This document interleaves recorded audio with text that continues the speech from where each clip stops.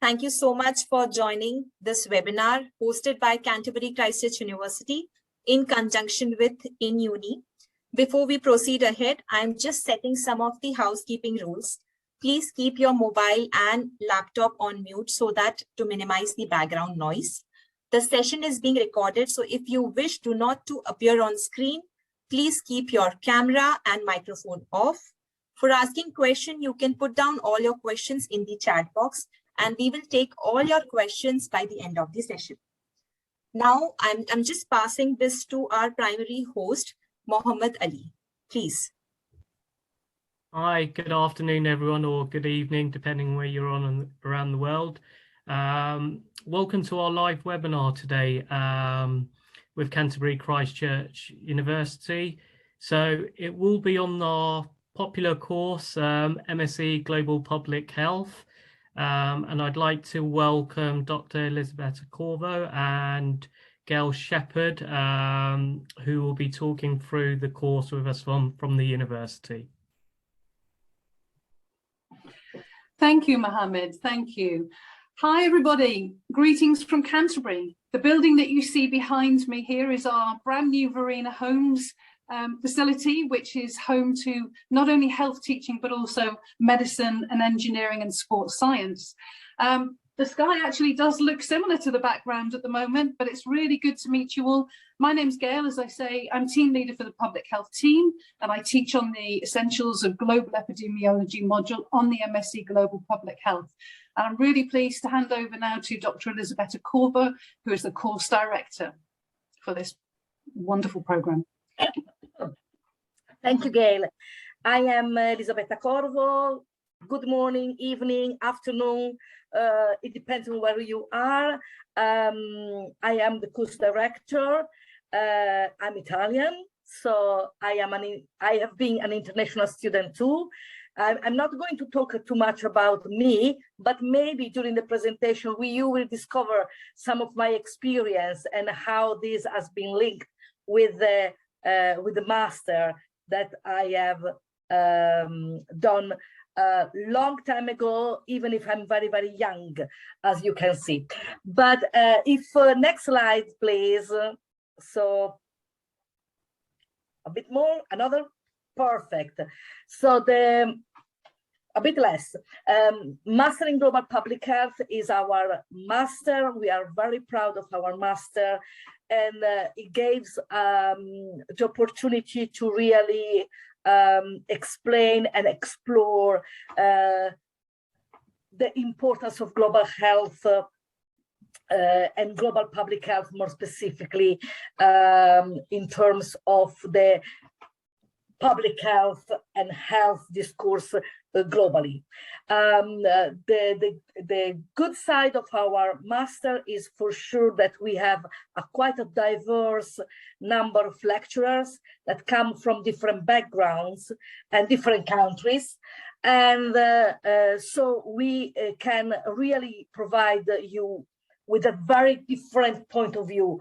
We have a lecturer a bit more clinical, lecturers that are pure public health, like myself, and different backgrounds that can give a quite wide spectrum about global public health and public health specifically. And this is mirrored to some extent also by our cohort of students. We have interdisciplinary and interprofessional learning. We have normally a vast plethora of different starting degree, if I can use this word, so different students from different backgrounds that really enrich the discussion during the lecture with us and among the students. It's not just us that teach, but we are all learning each other from different backgrounds, different point of view, and different knowledge. So we are trying really to provide an experience that is not just learning, but is, I believe, much more. We are thinking a lot about research. We are exploring quite a high number of different literature, the most current published literature and topics. Next slide, please. So this is a brief slide to present us, our home, our house. So we are within the Faculty of Medicine, Health and Social Care. There are 2 schools within this faculty, the School of Nursing, Midwifery and Social Work, and our school, the School of Allied and Public Health Profession. Under the school, we have different teams. So diagnostic radiotherapy, physiotherapy, occupational therapies, the paramedic science, and our team, led by Gail, as I already said, Public Health and Health Promotion team. As a Public Health and Health Promotion team, we have different programs. We have the foundation here, the BC in Public Health Promotion, and a new Ruth that is Mental Health and Wellbeing and Society, and of course our wonderful MSc in Global Public Health. Just to give you a framework on where we are situated within the university and in terms of the different offer that we have. Next slide, please. Okay, let's go to the practical things. Entry requirements, relevant first degree, main important thing. So you have to have a relevant first degree. And of course, international student, like I was at that time, have other requirements that have to meet coming to study to the UK. And of course, the IELTS, that is another requirement in terms of language. So as is written in the slides, IELTS overall score of 6.0 with not element below 5.5. So these are the elements, the main elements. So the degree, the international requirement to study in the UK, and the IELTS. Next slide, please. Okay, now we have a brief clip of former student. So I ask the colleague to go on with the video. It's very brief, but very interesting.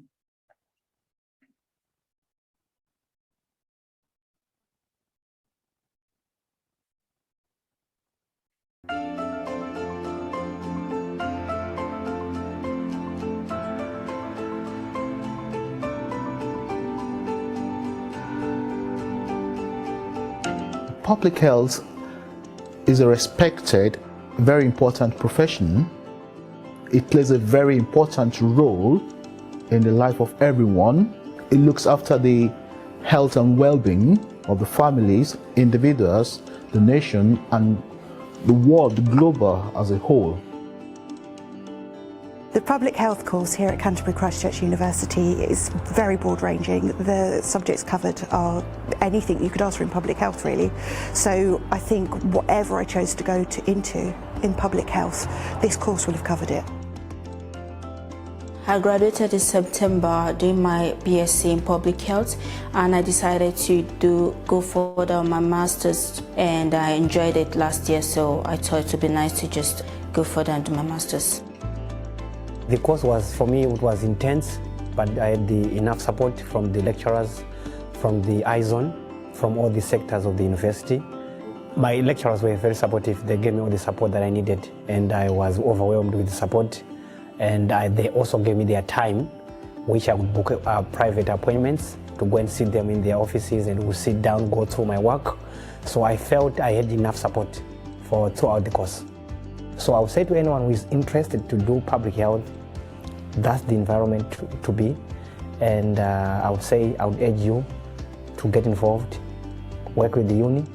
They will support you like they did to me, and I'm happy. That's why I'm giving you this feedback. Thank you. This course is fantastic, especially for anybody that has any interest in health at all. And I think it would be a really good course to look into.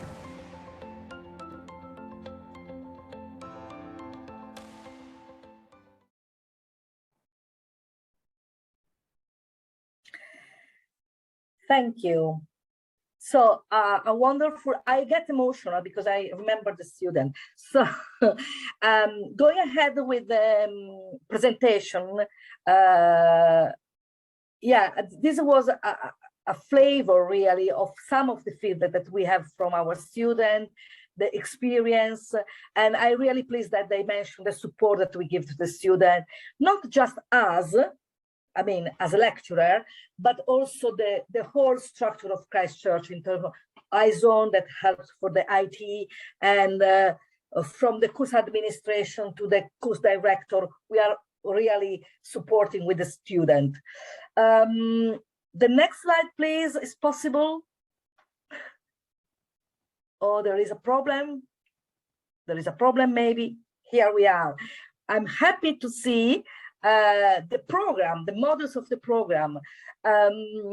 Here, there is the summary, basically, of what is, on how is structured our MSc. So we have compulsory modules and optional modules. The compulsory modules are 4. Global health and sustainable development goals, evidence-based global public health, essential of global epidemiology, health promotion, thinking globally, acting locally. So these are the 4 modules that are mandatory, that you have to do it. Then there are optional modules that normally are chosen by the cohort. So normally the course director asks to the cohort which are the most interesting for them. So this is something that every year change. So the current student have chosen environmental health and sustainable development and global healthcare system. The previous one decided to choose environment and migration, culture and health. So we provide quite a flexibility that, of course, we go to for the major number of choosers. We cannot make everybody happy, but we gave this opportunity to the students to pick the modules that they like to explore. In terms of, in terms of how is organized the year, I can say that the year is divided in 3 trimesters. Roughly are end of September, Christmas time, December, end of January, April, more or less, then depend of the calendar of each year, but just to give you an idea. And the last one is June, May, June, end of August, first days of September. Mainly, we can say that the first 3 modules that you can see here listed are developed in the first trimester. In the second trimester, you have other 3 modules, if it's full-time, of course. And in the last trimester, you are concentrated on your global public health research project. This doesn't mean that we are expecting that you are doing just in 3 months a project. We start to work on this already more or less in this time of the year, giving you the supervisor, so you can start to talk with your supervisor and have an idea what you want to develop and how you can develop the best. And then, of course, once the lecturer finish, you have 3 months to concentrate on the global public health project, which is worth 60 credits. The whole is 180 credits, 60, 60, 60. So I personally teach evidence-based global public health, so research methods, my passion. So this is to really learn how, not only how to do a research, but even more important, I would say, how to read a research, how to really understand a research in all its features. Because for our job, we need to be updated, we need to read literature, and knowing very well, or at least well, research methods really help to get the most from an article and not just having a roughly idea. So these are, of course, I'm presenting a bit more. Of course, if you want to ask something about essential of global epidemiology, we have here Gail Shepherd that can give you any insights. And of course, global health and sustainable development goals is the starting point. We are discussing all the SDG. We are discussing the major health issue. I just want to keep the point on thinking globally, acting locally. So all the time thinking about the fact that these global problems are problems, issues, concern that we have both at the global level, but also at local level. And we have to look at major health issue in this light and with this lens. Gail, if you want to tell now something, or you can wait for the question, is up to you. Do you want to questions? I'll wait to see if there's any questions. Thanks, Elizabeth. Okay, perfect. So this is more or less the structure, and we try to give the most possible support that we have, that the student needs and asks. Next slide, please. Now the best moment. Okay, now I talk about myself. I did this master around 18 years ago. After I finished the master, I had the opportunity to work in no-profit environment for 4 years, more or less. Then I back to university because I want to pursue a career in academia. And I work in the university in the Italian university for some years, and then I arrived back to England. Now, why I say that is just to say that this master can really keep you to do a plethora of things. Now, of course, if somebody wants to pursue career in academia and research, you can do it because we do research methods, we do the global health project. So you are starting out to put a first step in the research environment. However, it's not just this, because as my example show, I work back to the no-profit. So you can work in the no-profit, you can work in the international development, in the human rights, for the poverty, social justice, migration. We talk a lot about migration, housing, all the environmental aspect of public health and health in terms of indoor and outdoor, in terms of course, of policy, global health inequalities, different settings, commissioning, no-profit, research, academia. So there is quite a lot really that you can choose to do. And I think that from my experience, of course, that during the master, you are going to develop your own passion. So you are going to discover yourself what is more interesting for you and what can be more interesting for you, and in terms of job, and also what you really enjoy to do. Because of course, we have all different tastes, different attitude. So there is plenty of opportunity. It's really a quite broad master that give you a quite good sight and vision about public health and global health. Next slide, please. David Memorial Prize. This is a very good opportunity, and I'm going to link back this to another thing that is not in the slide, but is really, really important. We have this opportunity we have this this prize that is done is given to the global research project. Really, is look at the master dissertation. If the master dissertation provide a valuable research and is a good research and valuable research that really adds some knowledge about public health, health promotion, or education. And this is the lady that won in 2018. I won in the 2000, I believe, 14. I don't remember, honestly.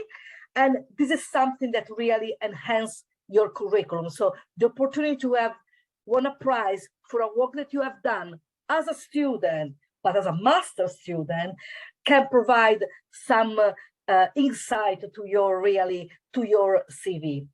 To connect it with that, I would like just to mention that 1 year ago, or around 1 year ago, has been set up the observatory.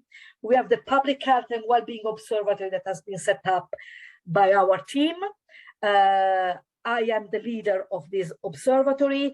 We are doing quite a high number of activities in terms of webinars with international speakers. We have been part of the European Public Health Week with our activities. We are doing contests, and we can do research together with the students. So this is another opportunity that you can take really when you are a student in the MSc Public Health. So there is also this opportunity to stay in the academia in terms of collaborating with us in terms of the observatory activities that are really different. So more research, more structuring the webinar, organizing a conference, and all these skills that can be very, very useful when then you're looking for a job, because you can show that you have actually already an experience on doing something concretely. Next slide, please. And then maybe I stop talking and I leave the word to somebody else. Here we have life after graduation. I gave you already some suggestion with my own experience. That is one, of course.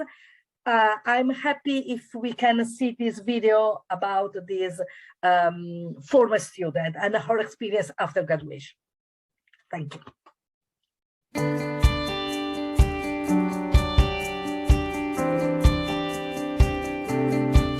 Hi, my name is Julie Barker. I completed the Master's degree in Public Health at Canterbury Christchurch University. I found the Master's degree in Public Health to be very informative. It covered all aspects of health, ranging from population needs to international health to epidemiology, and really on delivery of healthcare. I found the support from the lecturers to be excellent. They were always available to work with me if I needed some help with my projects or clarification. I also enjoyed the classes. I found them to be very, very stimulating. They used public media to generate discussion, and we had some pretty deep discussions about some of the health topics. Before I did the Master's degree in Public Health at Canterbury Christchurch University, I worked as a nurse, and my area of focus was infectious disease. During that role, I worked with a lot of people who were in the non-profit sector and who worked in developing countries. This was my inspiration to go back to school and do my Master's in Public Health. So while I was doing my course, I had the opportunity to do some internships in the non-profit sector. I chose to work with the immigrant community. I worked with a non-profit in the United States. They were providing education and job placement, and I had an opportunity to work locally in Kent at Migrant Help, who work with human trafficking. Since I completed my Master's in Public Health, I have been working in the non-profit sector. I have been working in various roles for different organisations, providing research and support for non-profit groups. With the changing landscape in healthcare in England, I feel very, very strongly that the role of public health will become more prominent, and there will be a big need for the profession. Thank you. So this is another experience from a more clinical point of view to public health. This is also something that gives you a different side of what you can do after our master, and how can be your journey in developing your own interest in health, public health, and health system in general. I believe that this is the last one, if I'm not wrong. Next slide, please. Some minute. Okay, I was right. So I finish my presentation. I hope I have been comprehensible and interesting, and I welcome any question you may have. Thank you. To you, Mohammed, I believe. Sure, yeah. Thank you for that. That was absolutely great. So first question is there any specific health degree that is needed, or any specializations related to health industry will be sufficient to meet the entry requirements? No, there is the relevant degree. My degree was not in health, so I am myself an example. Okay. And Brilliant. last year we had an accountant that took the course very well. Very well, that's true. Sorry, I just remember. So, yeah. Thank you. Next question from Nitu again. Is MSc Global Health Program advisable for Bachelor of Nursing student degree students? So is it advisable from a student coming from a nursing degree background?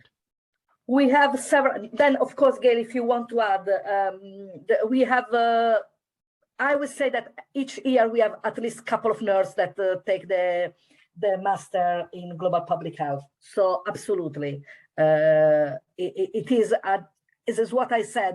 It is a different side in terms of, I'm sorry, health. So the health system, and we are in the public health.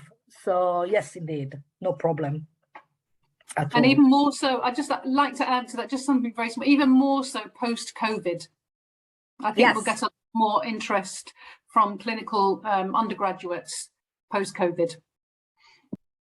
Brilliant, thank you. The next question, I can answer this one. So it's, can we know IELTS, is IELTS necessary, or any other options such as finished degree in English language or any other tests? So in terms of IELTS, you do need an IELTS, but we do accept other English alternatives as well. So the IELTS is 6.0, no bands less than 5.5.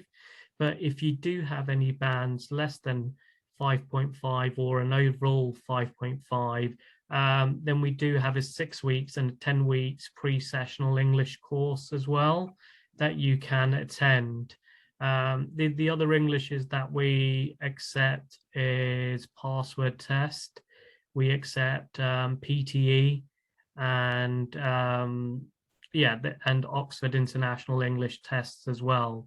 So there are a number of English tests available, but if you speak to your agents, or if you speak to your university representative in country, they can provide you more information and details on that.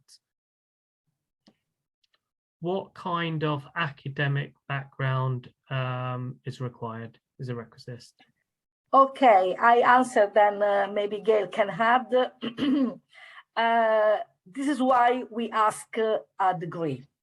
So working at master level, of course, you need some degree before, so you can really make the most of the experience, I would say. It's not just about the fact to succeed, it is really to get the most of the experience. So we support a lot all students. This is really one of the, I believe, one of the main point that we really support the student.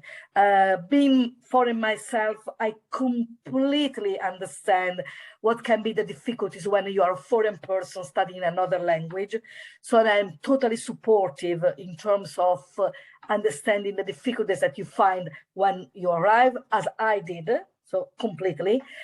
This is why we provide a lot of support, both in terms of us as a lecturer, which of course we have our expertise in public health and health system, and also from support from the university in terms of supporting tutorials and all these things, things is not the best word to use, to support your academic development. So from this point of view, I can understand that maybe there is some fear, but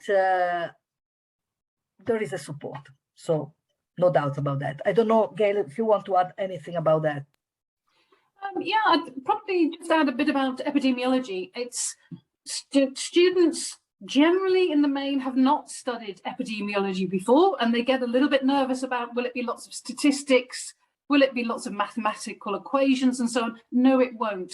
It's not a statistics module. We do cover some statistics, some epidemiological measures, obviously, but if you have studied at any in any subject at undergraduate level, you will be at the academic level within which you can grasp the general concepts, and we support you with further reading. We can give you reading to bring you up to speed before you start the module also. So there are ways that we can support you if you haven't studied any of the subjects before.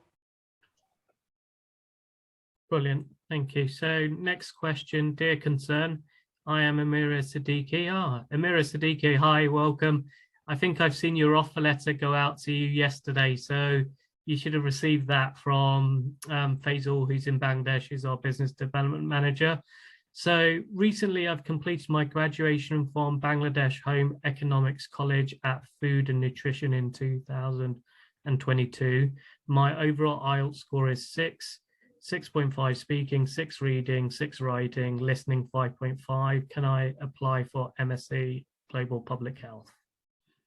Yes. And the answer is yes. Yes, please. Well done. Yes. So brilliant on that, Amira. We're looking to really welcome you to the university in September. So congratulations on your offer letter. And I'm sure our team in country will be speaking to yourself shortly, but please do reach out to Faisal if you have any questions. Hi, what kind of scholarships are available for international students? So currently for this academic year, the course fees for MSc Public Health is Global Public Health is 14,500. There is a £1,500 scholarship available to international students, which would take your fees down to £13,000, which is for me, I think it's a very competitive course fee. If you look at similar courses, other universities, they're a lot higher. So to get a fantastic degree at £13,000, it's brilliant. Next question, is there any internship opportunities in the UK system?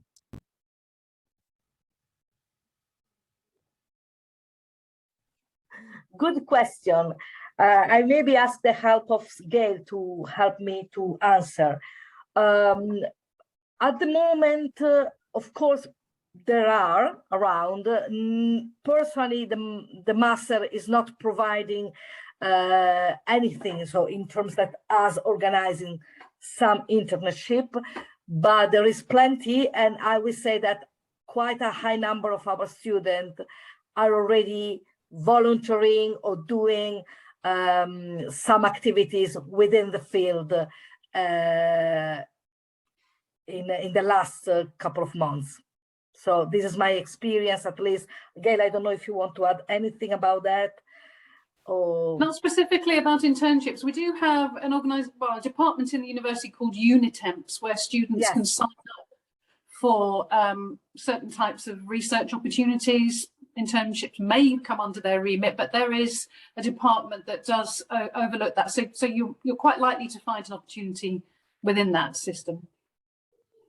Brilliant. And just to expand a little bit on that, it does really come down to yourself as a student as well. So there is the new 2-year post-study work visas for international students. So once you complete your degree, there are conditions which you must meet, but you should be doing that anyway, which is in terms of attendance and actually completing your degree and being awarded the degree. They're the 2 main conditions. But the more you get involved at an earlier stage, as Gail mentioned, with Unitemps in research projects and etc., the better chance you'll have of getting a job or finding a job once you've graduated. You are allowed to work part-time 20 hours a week during term times, a little bit more during the holidays, but the main opportunity comes after you graduated. But it's good to build up the relationship in the industry and the sector as you study. So is there any program available related to dentistry for PG? So for international students, unfortunately not. Nothing that's related to dentistry. Is there any age limit for masters in public health? No, so no age limits. We welcome all applications. Be the lower age limit. Yeah. Don't accept children. Yeah. The only thing that we will look at is when you apply for your visas. If you are a mature student, you will need to show work history, and whether that's in the industry or not in the industry, what you've been doing for the last 10, 15 years, or depending on how long since your last studies. But absolutely, any age. Sorry, Mohammed, can I add something? Just that our cohort are really, we have all spectrum of age. So we have 23, I would say, probably the youngest, because of course you have to have a degree, and we had 60 years old. So we have really the wide spectrum of age, just to mention. Brilliant, thank you. Do you accept Duolingo English tests as an alternative to IELTS? No, we don't. It's, as I mentioned previously, there's about 4 or 5 English tests that we do accept, but we don't accept Duolingo at this moment. And I don't expect us to change that for this academic year either. Can you accept an engineering graduate who has 3+ years of work experience in medical coding for this program? Of course, I am not in the admission team, but because it's a relevant degree, I believe yes.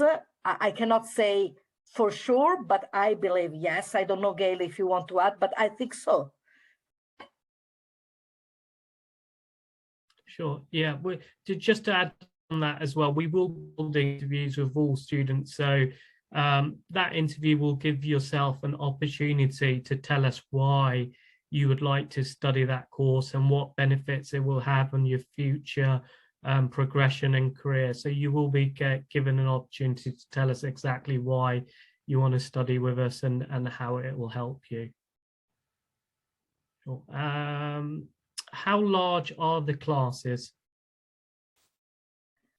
Okay, it's from the year. This year, the cohort is around 35. Okay.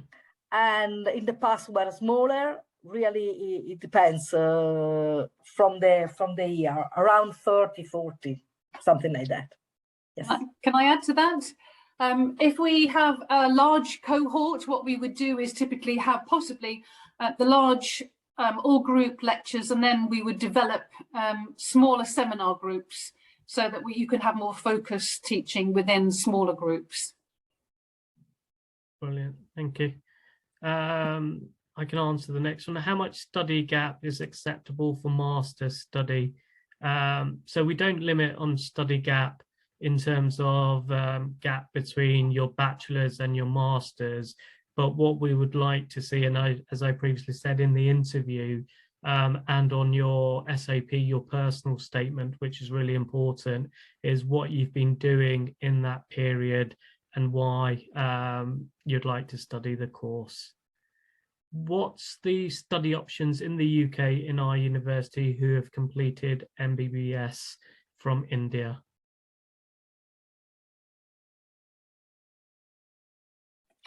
I'm sorry, I didn't get exactly the question.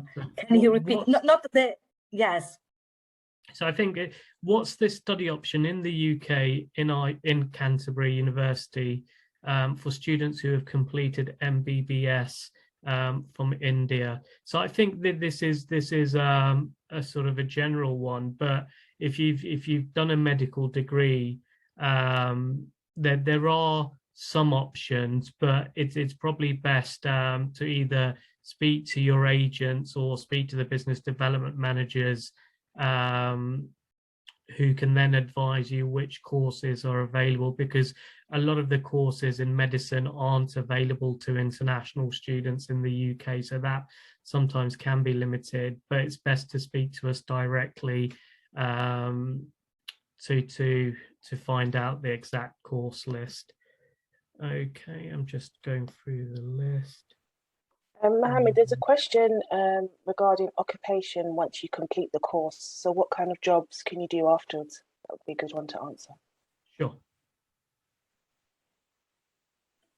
Yeah, for me, I believe it's for me. And of course, I also ask the support of Gail. As I said, there is plenty really of different opportunities. Then, of course, I cannot answer you what will be the market in 1 year time. But in terms of opportunities, the master give you such a wide spectrum of knowledge that you can really develop your interest on a specific topic and on something that can be interesting for you. This can be done during the master with the dissertation. Let's call dissertation to make it easier. And maybe during the master, if you link back to Unitems, maybe having some opportunities. But in terms of job, it is mainly commissioning, no profit, academia. But the point is these are 3 pillars, I would say. Within the pillars, there is plenty of things. You can do environmental health, you can do social justice, you can do human rights, you can do physical activity or inactivity, it depends. So there is really a lot of different aspects that you can touch. But the pillars are no profit, commissioning, and academia. Yes, just add to it very briefly, public health policy, of course. Some of our students go on to work with public health bodies, working with public health policy and now globally. But also, of course, again, post-COVID, there's such a renewed interest, and actually a first interest in public health, because now after we've experienced the pandemic, a lot more people know what public health is and what we do. And there are lots of organisations across the globe that are expanding and providing far more opportunities for employment than there were pre-COVID. And thank you, Gail, to add. Totally agree with that. I've got another question. So what is the balance with face-to-face learning and individual research work? Okay, so basically we have this structure at the moment. We provide 30 hours of face-to-face learning. Of course, in the last 2 years, we have done a bit of online COVID. We all know why. But 30 hours of face-to-face learning, per 20 module. Sorry, yes, per module, of course. I gave it for granted, but yes, thank you, Gail. Per module. So 30 hours plus 20 hours of directed activities. What directed activities means? Means that the module leader provide you activities. Can be reading articles and answer questions in a discussion board with all your classmates. It can be any group activity in terms of presentation, for instance. Other activities that you can do by yourself with the guided by the module leader, plus 150 independent study. So you are expected to do 30 face-to-face, 20 guided by me, or my colleague, of course, and 150 of independent study. This is the balance for each module. Thank you, Gail.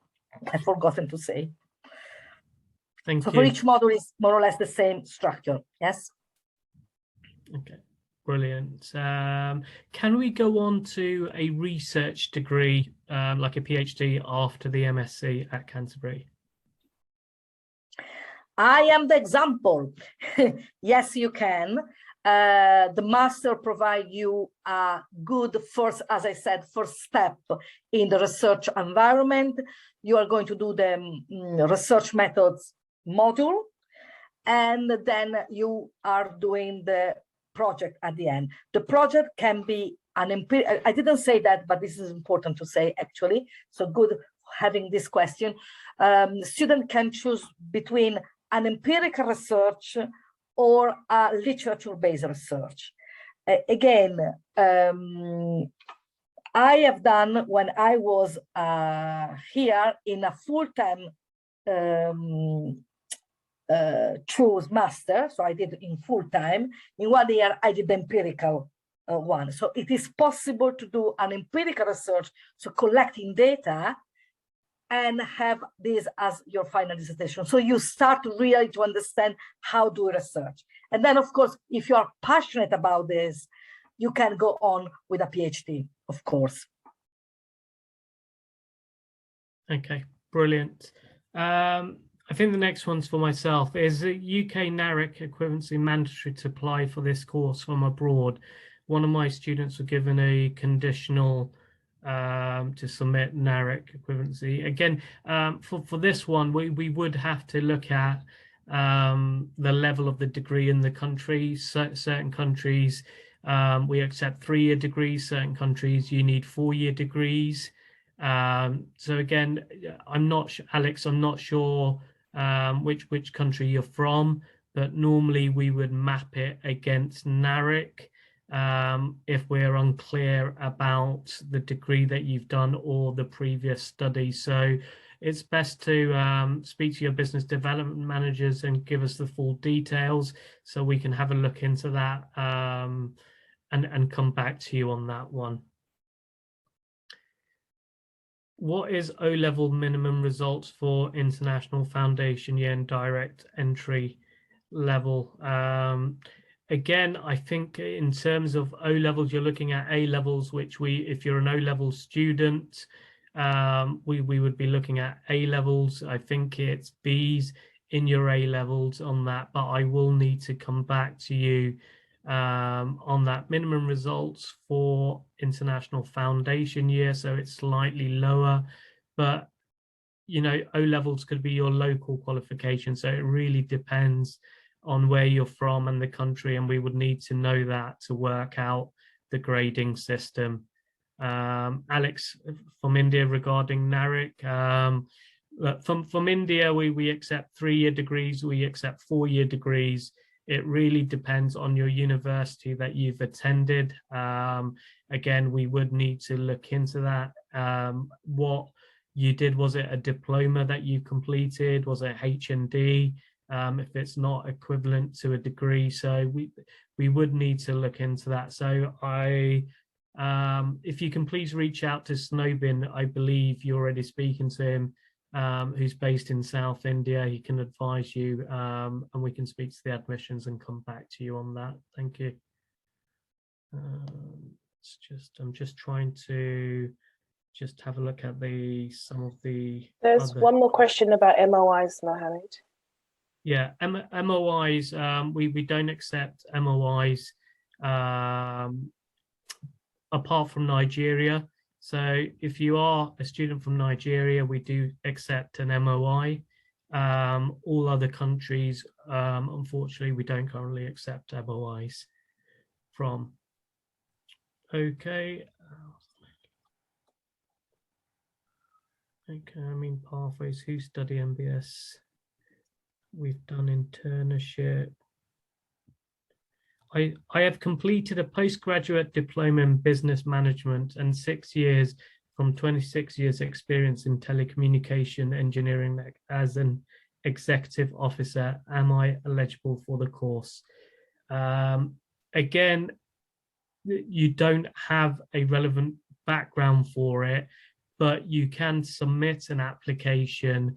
We would need a really strong SOP, personal statement, to see why, and we would, in this circumstance, we would possibly ask for a faculty member to conduct an interview to find out, Elizabeth or Gail, to possibly do an interview with yourself to find out a little bit more about yourself and to look into your background.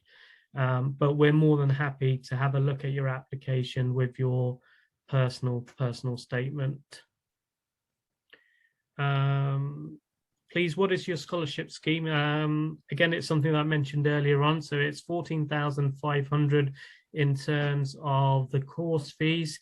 International students for this academic year are eligible for £1,500 scholarship, which will take your fees down to £13,000. Do you offer English tests instead of IELTS? No, there's no internal English tests conducted, but there is 5 or 4 external English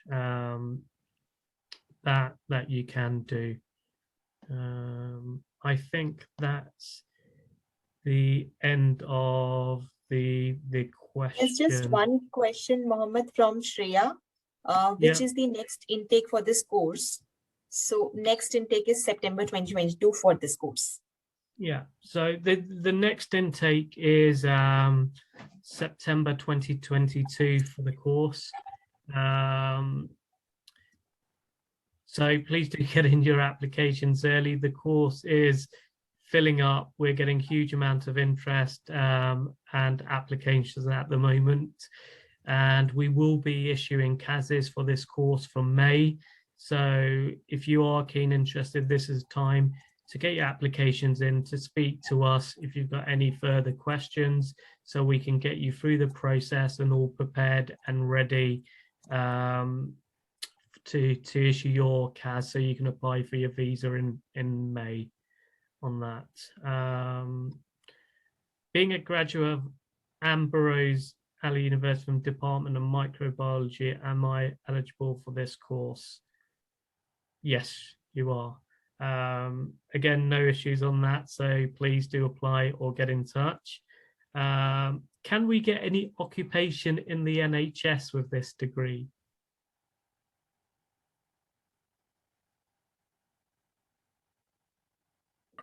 Over to you, Gail. You are better than me in discussing this. Well, the NHS yes. is a huge organisation. They have a lot of roles, and as I understand, on a study visa, you are entitled to work a certain amount of hours. Is that correct, Mohammed? And Elizabeth say yes. So absolutely. Sorry. They can work 20 hours during their studies, more overtime during non-studies, but they have 2 years once they complete their degree, and if their attendance is good and they're awarded the degree, they can apply for any open job in the UK once the degree is awarded. So the NHS, talking about the NHS, so the NHS are very understaffed at the moment in the UK, and there is a lot of job opportunities. And from what I've been reading and hearing, the NHS are sponsoring overseas applications at the moment. Yes, true. Yeah. Sorry, because of being foreign, I know about the sponsorship, and I know that NHS is a sponsor, is a strong sponsor. It is a very strong sponsor. That means if you graduate with a good degree and you're successful in getting a job in the NHS during your 2-year study visa, it's likely it will be extended as well, depending on your performance. So that is a major sponsor of international employees, the NHS. And studying in Kent, I believe it's one of the biggest NHS in the UK.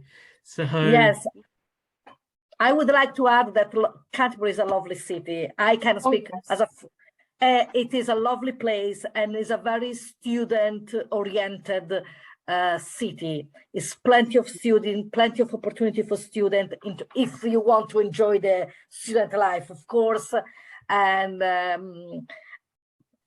it is a perfect place to study, honestly, because it's a small place, it's a safe place, at least for my own experience, and it's very student-oriented. So there are plenty of students, plenty of opportunities, very young place, I would say. Brilliant. Thank you. What is the process to apply? Is there an interview? So the process to apply is to apply for our partners in country, which will be your agents or the business development managers. You normally get your initial conditional offer within 24 to 48 hours. There is an interview process as well. So we do one internally to ensure that you are right for the course, to find out a little bit more about yourself. Basically, it's to find out yourself, why you want to come to Canterbury Christchurch University, study the course. Once that's done, you'll receive an unconditional offer letter. And during that process, we will hold either another 10 to 15 minutes interview just to go through your visa process, ensure that you know your course fees, what accommodation you have looked into, why you want to study the course. But I mean, I've been recruiting for this course for 18 months now, and we haven't had a single student fail for MSc Global Public Health in terms of interviews. The quality of students have been very good. So I don't see any issues around that. How many days a week do we study the course? Okay, this is a very good question. Normally, what, as I said, that correctly, Gail correct me, you have to engage with the study 150 hours for module. So the teaching is normally 2 days a week, maximum 3 days a week, because the modules are 3 at trimester. So we have three, and the dissertation. We try to have 2 days. So 1 day with 2 modules and 1 day with 1 module. Of course, this is something that is not completely under our control, because there is some issue in terms of, but anyway, normally it's 2 days or 3 days. And that's the time that we see you on campus. And of course, we set the expectation here. For every 4 hours on campus, we will be expecting you to do about 10 hours background reading study, just to set the expectation there. Yeah, just to, you know, it's not just about the teaching, is much more. Of course, you know. Yeah. Brilliant. What is the application deadline? So the application deadline is end of July, I believe, at this point. But please note again, this course is filling up fairly quick. We already have a huge volume of applications. So let's say it comes to May, June, and we have 70, 80 students, we may close the course. So the official deadline is July, end of July, but that can change at any point depending on the confirmed number of students that we have. And again, we are issuing CASs, so you can apply for your visas from middle of May. So we are seeing a huge interest in that, and it's the same as last year. I think it was one of our most popular courses for last September intake on that. So thank you. What is the method of passing the course? Exams or presentations or dissertations?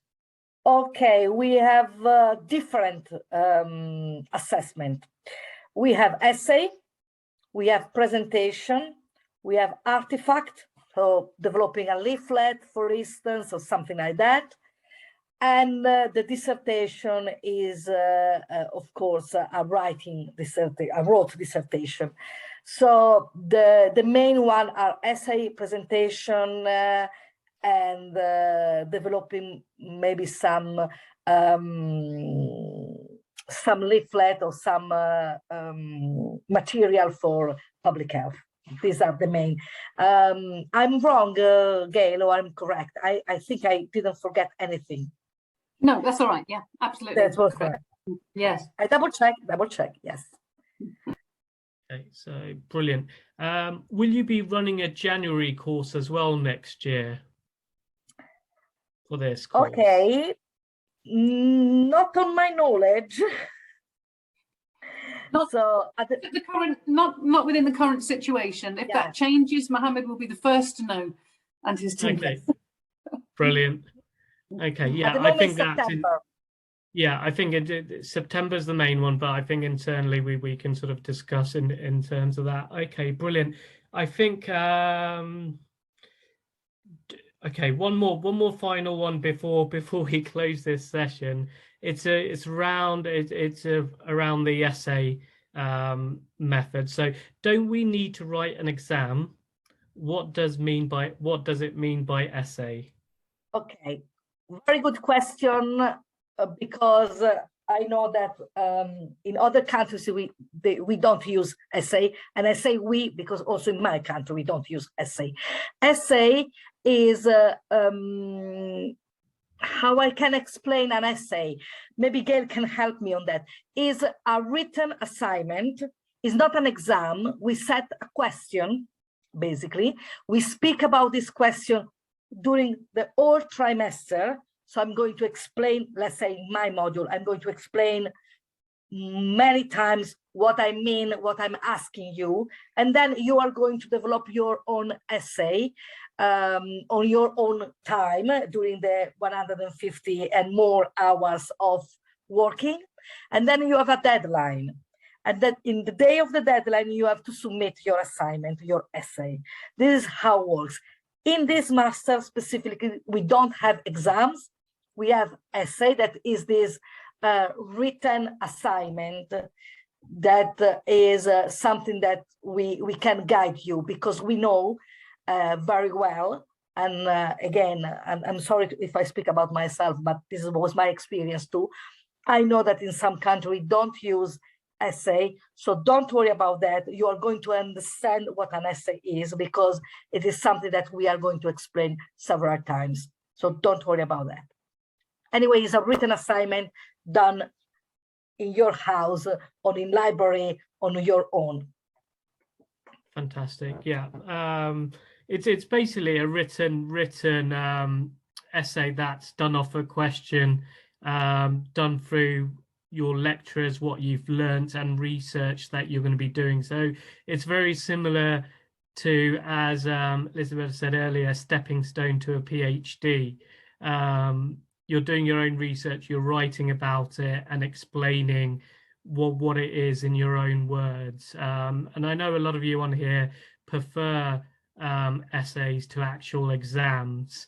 So this does also give you a hands-on experience as well, and a better understanding. So brilliant. Mohammed, just quickly on that, would English course or maybe a pre-masters be a perfect opportunity for someone to learn how to write essays if they haven't, got much experience? Sure, yeah. So Absolutely. I'm not sure if we're allowed to say. So we are at the moment looking at a pre-masters that will lead on to MSc Global Public Health.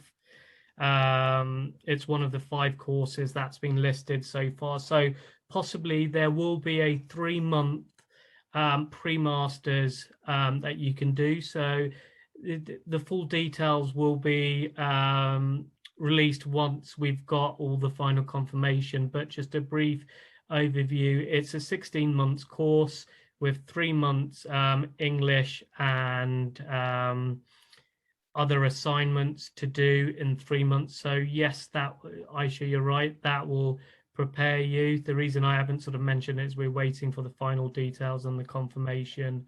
So for if you do want a little bit more practice or lacking in English, you do have an option of doing the pre-masters. It is a combined CAS, so your visa will be for the total of 16 months instead of the normal 12 to 13 months for the standard course. Mohammed, would any of the current English courses assist in that way as well? Like a general English course, yeah? All of our English course, so the 6 weeks and the 10 weeks English course are all aimed not just to improve English, but to get a better understanding of how the UK education system works. There's different modules to help you improve in different areas, whether that's writing essays, or presenting. So there's different things. And our pre-sessional English courses start in June and July, depending on whether you need the 6 to 10 weeks option. So we do have many other options if you're not comfortable in English, or you feel like you just need that extra bit of support before you start your main course. Okay, brilliant. So Aisha, I think it was 2 o'clock the deadline, Chanley, because I think it looks like we're getting more and more questions and we could go on all day here. Okay, so guys, we are going to wrap it up here. We do have all of your questions. All of your questions will be passed on to the relevant business development managers in country, who I'm sure you're in touch with in regards to your offer letters and etc. Please do get in touch with us if you do have any other further questions, or you'd like to know a little bit more, or you'd like to know what you need to do to be financially ready for your CAS and etc., and to be ready for the dates of May. And again, I'd like to thank everybody for coming and joining us, and I'd like to see all of our students who have attended today on campus in September. It would be great. We are coming out the pandemic in the UK, where COVID restrictions are being lifted and etc. So we are going in the right direction, and as long as nothing else happens, it is our attention, is our focus to run all classes face to face for September. So it's very important that you do apply for your visas early, where previously we've allowed students to join online because they've been online classes. The expectation for September is all students must be on campus for face-to-face classes. So please do get in your applications early. And I'd like to just again thank Elisabetta for the presentation and for joining us, and Gail as well. Thank you for inviting me. Not a problem. Thank you very much for the support. And thank you, everyone. Have a great evening and afternoon. Bye, everyone. Thank you. Thank you. Bye, everyone. Bye. Thank you. Bye. Thank you.